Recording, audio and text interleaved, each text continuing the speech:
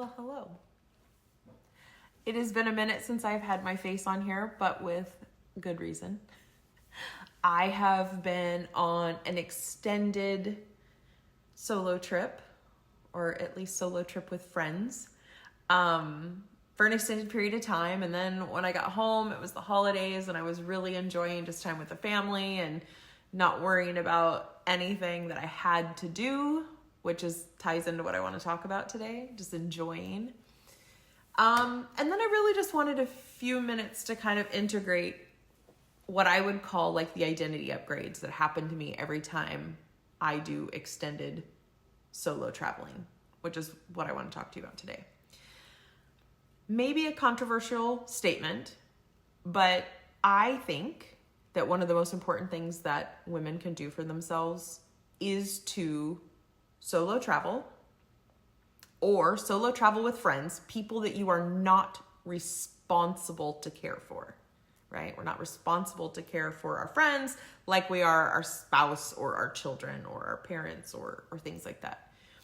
And I think it's one of the most important things to do that we do it for an extended period of time. I would even go so far as to say that every man in every woman's life should encourage her and want her to do that because of what happens to her during that time and who she comes home as. I took my first long extended 10-day solo vacation, 5 or 6 years ago with my best friend, and we went on a cruise to the Caribbean. And it literally changed my life. And I just got home from 10 days in Australia with some friends, traveling, seeing, doing some energy work, like just really letting go and experiencing a place that had been on my bucket list for a really long time. There was pure joy in just being in Australia, even amongst everything else. But I want to kind of share how I experience this and why I think it's something that every woman needs. We, as women, spend a lot of time worrying about other people, caring for other people, coordinating lives, making sure things are taken care of, making sure that everybody has what they need. When we travel with family, even though we love it, have you ever experienced like you go on vacation and you come home more tired than when you left? It's because there's still responsibility for others within travel with our families.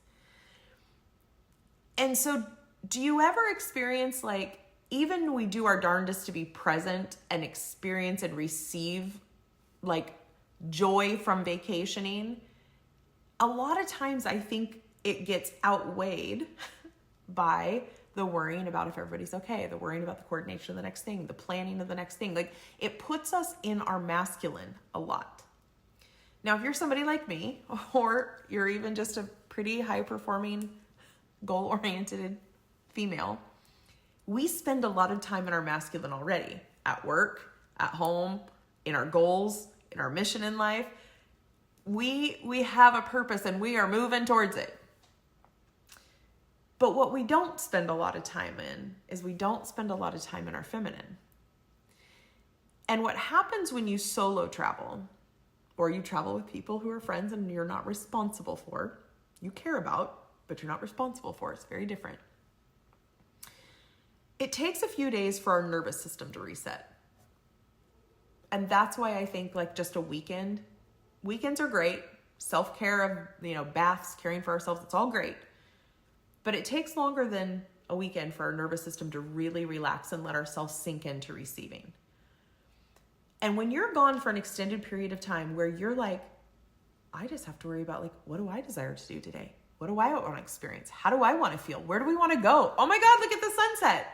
Oh my God, that sounds so fun. Oh, do I want to lay here in my pajamas? Oh yeah. Oh, do you guys want to go do that? Okay, go do that. I'm going to be over here. Like when you only have to worry about what you desire, what you want to see happen, how you want to feel, what you want to experience, there is a level of feminine flow and receiving and playfulness and joy that comes out that you will shock yourself. Because you're like, why can't I do this at home? Well, because at home, you spend a lot more time in your masculine and you're worried about everybody else. And when you solo travel, not only are you getting to only worry about yourself, but you get to experience all these wonderful things. New cultures, new things, new experiences, new sights, new perspectives. I literally come home a different person because I have been in my feminine for so many days, experiencing so much joy, experiencing so much playfulness, that I carry that home into my interactions with my family. And it really got me thinking about, like, why does it take so much for us to get into that kind of feminine receivership? But once we do, if we intentionally can hang on to that, our spouses benefit, our kids benefit, our work benefits. Like, I literally come home in a more playful mood. I feel more sexy. I feel more alive. I feel more joyful. I feel more playful. I want to tease and play and just be in my feminine. And I would suspect that every man in each woman's life that comes home like this is like, oh, this is nice, right? She's not as bossy today. Now, it doesn't change who I am at the core. Like, I still got probably too much bossy in there. But what I'm saying is it brings more balance to our energy field. It brings more satisfaction into our sense of self. And that spills over into our relationships and our interactions about how I want to feel when I interact with people. And I'm saying this because literally I discover it again every time I take an extended time away, because I allow myself. Now, as I'm getting wiser, I have to intentionally work to keep that alive amidst responsibility, right? Because we have to do both.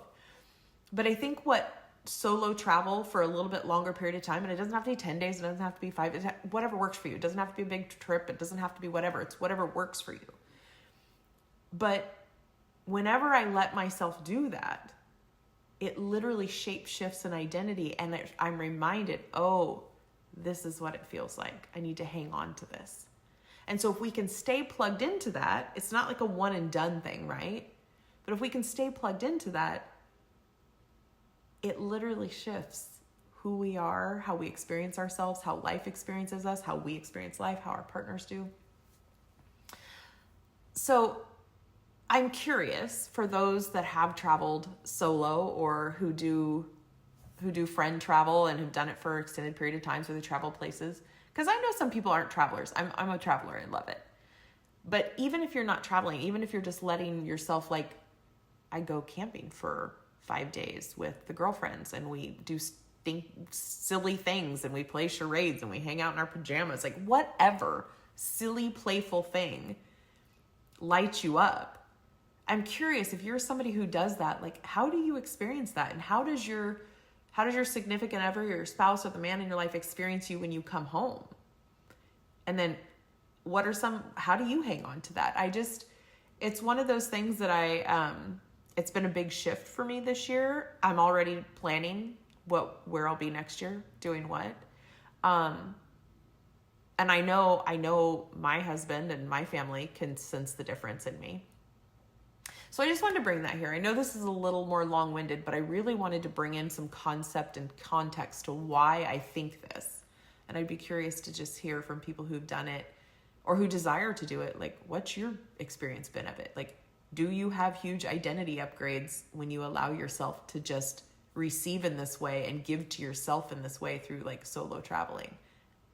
Anyway, all that to say, I am back, feeling pretty amazing, pretty playful. Yeah. And I just wanted to say hi.